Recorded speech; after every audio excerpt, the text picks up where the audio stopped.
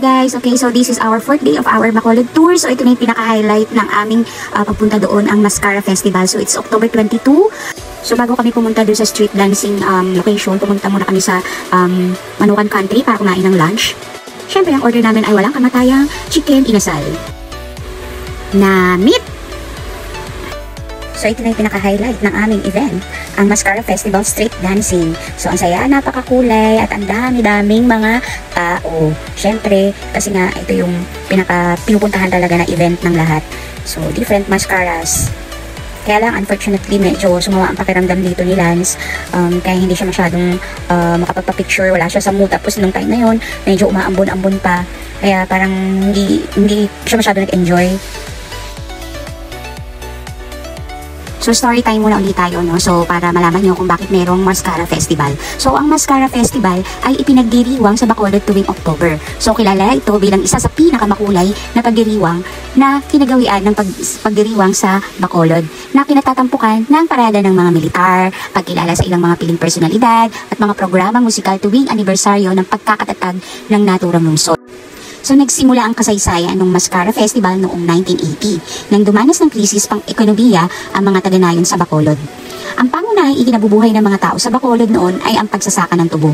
Noong panahong iyon, ang presyo ng asukal ay nasa pinakamababang panahon dahil sa pag-imbento ng mga pamalit na asukal tulad ng fructose corn syrup na galing sa USA. So bukod sa krisis sa ekonomiya, maraming tao din sa Bacolod ang nawalan ng pamilya nang lumubog ang MV Don Juan noong panahon ding iyon.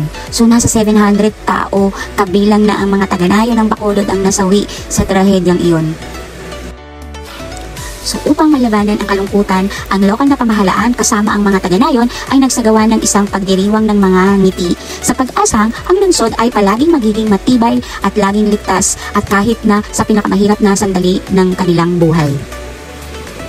So ipinagdiriwang ng mga tao ang Mascara Festival sa pamamagitan ng pagsusuot ng nakangiting mukha, makukulay na kasuotan at kakaibang accessories habang nagpaparada at sumasayaw sa mga lansangan ng Bacolod. Ang pagdiriwang na ito ay naglalaman ng mensahe tungkol sa pagiging masaya sa kabila ng pagiging nasa pinakamahirap na estado ng buhay. So ayun, kaya naman pala tinawag ang Bacolod na City of Smile nang dahil doon.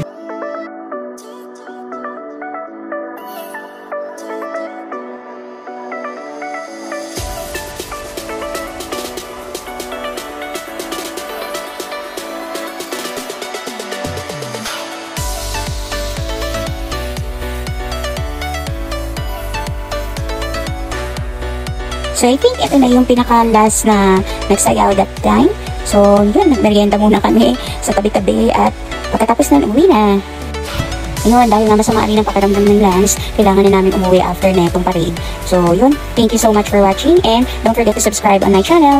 Bye! See you on my next video. Please subscribe. Bye!